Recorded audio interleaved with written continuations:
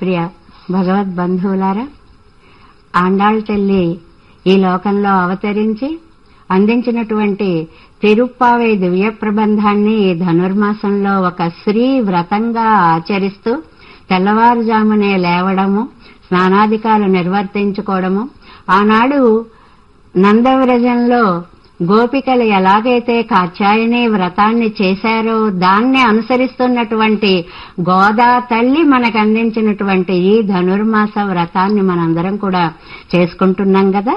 అందులో మనం భాగంగా వేదాంత దేశకులు మనకు అందించినటువంటి అద్భుత భక్తి స్తోత్రం గోదాస్తుతి అనేటువంటి స్తోత్రాన్ని రోజు అనుసంధానం చేసుకుంటున్నాం. ఇవాళ మనం 2వ శ్లోకంలో ప్రవేశించాం. అమ్మ పెరియాళ్వార్ల యొక్క తులసి వనంలో దొరికింది తల్లి. అలా అవతరించినటువంటి తల్లి శ్రీరంగనాథుని యొక్క గుణగణములను విని ఆయన్నే తాను వివాహమాడతాను అని చెప్పి తండ్రికి చెప్పి, ఈ అవతారంలో చాలా విశేషం ఏమిటి అంటే ఆండాళ్ తల్లి తాను ఒక మానవ స్త్రీగా అవతరించి అర్చారూపంలో ఉన్నటువంటి శ్రీరంగనాథుని దైవ తత్వాన్ని లోకం అందరి ముందు వివాహమాడి, పరమాత్మ అనేటువంటి వాడు భక్తుల మొరని విని తాను ఏ రూపంలో ఉన్నా కూడా తాను భక్తులని అనుగ్రహించడం కోసం బయలుదేరి వస్తాడు అనేది ప్రత్యక్షంగా లోకానికి నిరూపించినటువంటి ఒక అత్యద్భుత శక్తి స్వరూపిణిగా మనం గోదాదేవిని స్మరించుకుంటున్నాము. ఆ తల్లిని వేదాంత దేశకులు 2వ శ్లోకంలో ఎలా అభివర్ణిస్తున్నారో చూద్దాం. వైదేశికః శృతిగిరామపి భూయసీనాం వర్ణేషు మాతి మహిమా నహి మాదృశాం తే ఇత్థం విదంతమపి మాం సహసైవ గోదే మౌనద్రుహో ముఖరయంతి గుణాస్త్వదీయాః. అమ్మా ఆండాళ్ తల్లి, నీ గురించి ఒక్క విషయం నాకు పూర్తిగా తెలుసు. ఏమిటి అంటే వైదేశికః శృతిగిరామపి భూయసీనాం, వేదాలు కూడా నీ గుణాలని వర్ణించాలి అని బయలుదేరి అమ్మో ఇది మా తరం కాదు అని చెప్పి వెనుతిరిగాయేన్ యతో వాచో నివర్తంతే అని వాక్కులన్నీ వెనుతిరిగాయి అమ్మ యొక్క కళ్యాణ గుణములను, స్వామి యొక్క కళ్యాణ గుణములను వర్ణించలేక. అలాంటి వేదవాక్యాలకి కూడా అందించలేనంత ఉన్నతమైన ఉత్తమమైన స్థానంలో ఉన్నటువంటి నీ గొప్పతనాన్ని నేను ఒక అల్పజ్ఞుణ్ణి, ఒక సామాన్యుణ్ణి, నా అక్షరాలలో నీ వైభవాన్నంతటిని ఇమడచాలి అనే ఒక ప్రయత్నం చేస్తున్నానే నేను. అలాంటి నాకు నా మౌనాన్నంతటిని చెల్లాచెదరు చేసి ఒక్కసారి నీ గుణాలు నన్ను నిన్ను స్తోత్రం చేసేలాగా ప్రేరేపిస్తున్నాయి అంటున్నారు వేదాంత దేశికులు ఈ శ్లోకంలో. వైదేశిక శృతిగిరామపి భూయసీనాం, శృతిగిరామపి వేదవాక్యాలకి కూడా వైదేశికము చాలా దూరంలో ఉంది నీ మహిమ. అంటే ఎవరికి అందేటువంటి స్థితిలో లేదు, ఎవ్వరూ నీ మహిమని పొగడలేరు. వర్ణేషు మాతి మహిమా నహి మాదృశాంతే, మాదృశాం వర్ణేషు మాలాంటి వాళ్ళం వర్ణించేటువంటి అక్షరాలలో అది ఇముడుతుందా తల్లి? ఇత్తం విదంతమపి, ఈ విషయం తెలుసు, తెలిసి కూడా సహసైవ గోదే మౌనద్రుహో ముఖరయంతి గుణాః త్వదీయాః, నీ గుణాలున్నాయే మౌనద్రుహ, మా మౌనాన్ని ఒక్కసారి ఛేదించేసి ముఖరయంతి, నీ గుణాలు నేను నిన్ను స్తుతించేలా ప్రేరణ చేస్తున్నాయి అని. ఇందులో సాధారణంగా అల్పజ్ఞులం, శక్తిహీనులం అని కవులు భగవత్ సన్నిధిలో తమని తాము కొంచెము అల్పత్వంగా మాట్లాడడము అనేది వారి యొక్క వినయానికి, నమ్రతకి ఉదాహరణగా కనిపిస్తుంది ఒక విషయం. రెండవది, వేదాలు కూడా పొగడలేని నిన్ను నేనెక్కడ పొగడగలను అని యథార్థాన్ని అంగీకరించినట్లు రెండవ విషయం. ఇలాగా అన్నది ఈ ఒక్క కవే కాదండి. నిజంగా చాలా చాలా భక్తులైనటువంటి మహానుభావులందరూ కూడా హే భగవన్, నువ్వెక్కడా నేనెక్కడా, నా మాటలతో నిన్ను కీర్తించడమా అంటూ నైత్యాన్ని అనుసంధానం చేసుకున్నటువంటి వాళ్లే. అమ్మా నాజిప్పిరాన్ అవన్ ఎవిడత్తాన్ యాన్ యార్ అంటారు నమ్మాళ్ళు వార్లు. స్వామి అయినటువంటి ఆ పరమపదనాథుడు ఆయనెక్కడా నేనెక్కడా, మా ఇద్దరికి నక్కకి నాగలోకానికి ఉండేంత తేడా ఉందే, నేనేం పొగడగలను అని అంటారు. చక్రధారి ఎక్కడా నేనెక్కడా అని.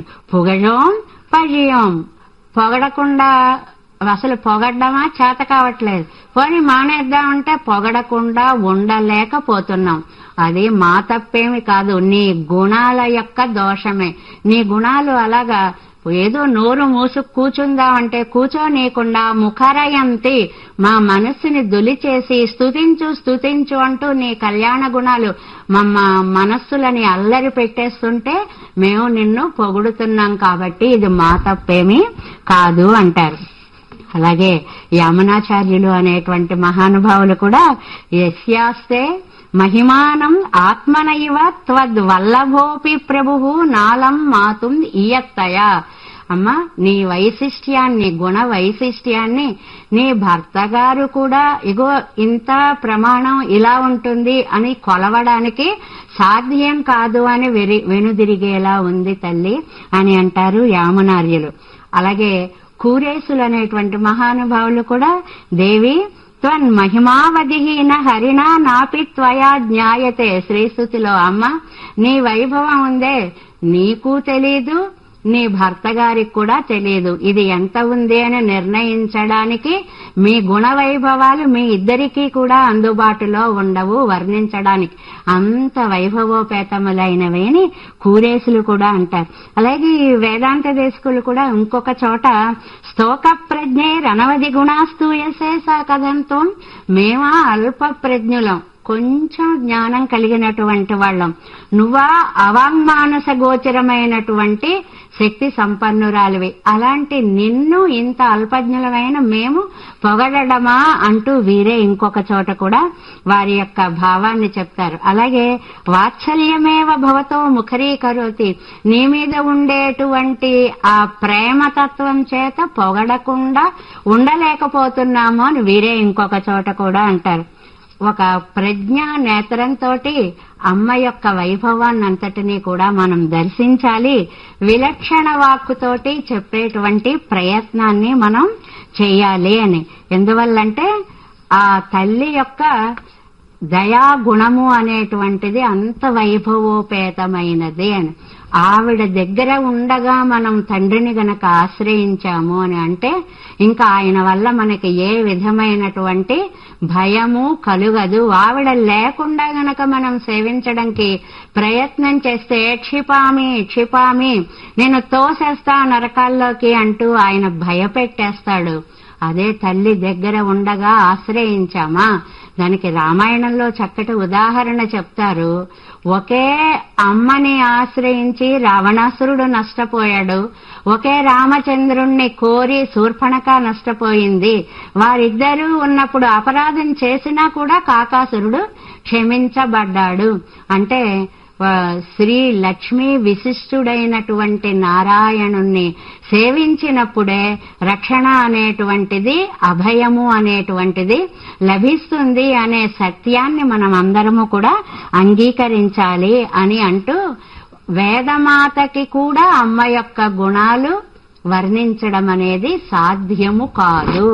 ఎందువల్ల అంటే అపారమైనటువంటిది, చాలా చెప్పలేనన్ని గుణ సంపద, అంత అనంత రాశిలాగా ఉన్నాయన్నమాట ఆ గుణాలన్నీ కూడా. అలాంటి గుణాలని పొగడడం వల్ల అది ప్రయత్నమే అవుతోంది తప్ప ఆ సముద్రంలోంచి ఎన్ని తీసినా ఇంకా ఊరుతూనే ఉన్నాయి అని. అలాంటి తల్లి యొక్క దయని మనం ఒక్కసారి సంభావించినప్పుడు నీ దయకు కొరతేమీ లేదు, మాదు దౌర్భాగ్యమే మమ్మును విడదీసే అంటారు ఒక మహాకవి. అంటే అమ్మా, ఇందులో నీ లోపం ఏమీ లేదు, మేము ఎప్పుడు ఏ పాపం చేసుకున్నామో దాని మూలంగా నీ దగ్గరికి మేము చేరలేకపోతున్నాము అనేది. ఎందువల్ల? లోకంలో తల్లి యొక్క స్థానము అంత పవిత్రమైనటువంటి స్థానము. ఎందువల్ల అంటే జన్మనిచ్చినటువంటి తల్లి ఆ సంతానము ఏమి చేసినా కూడా తాను ఓర్చుకొని క్షమించి వాళ్ళు పైకి రావాలి, వాళ్ళు దినదిన ప్రవర్ధమానులవ్వాలి అని కోరుకుంటుందే గాని ఎట్టి పరిస్థితుల్లోనూ కూడా వాళ్ళకి చెడు జరగాలి అనేటువంటి ఆలోచన తల్లిలో ఉండనే ఉండదు. అలాగా ఆండాళ్ళు తల్లి మన్ని ఉద్ధరించడం కోసం అవతరించినటువంటి ఆ తల్లి ఉందే, ఆవిడ మనని ఒక్కసారిగా స్వామి దగ్గరికి తీసుకొని వెళ్లి వీడిని మీరు రక్షించాలి అని చెప్పి రక్షించేదాకా పంతం పట్టి తన మాట నెరవేర్చుకుంటుంది అనేటువంటి ఆ మాతృ హృదయాన్ని వేదాంత దేశికులు ఇందులో మనకి చాలా స్పష్టం చేస్తున్నారు. అలాంటి తల్లి యొక్క వ్రతాన్ని మనం ఆనందంగా చేసుకుంటున్నాము. ఇలాంటి అవకాశం మనకి వచ్చినందుకు దీన్ని మనం సద్వినియోగం చేసుకుందాం. ఓం నమో వెంకటేశాయ.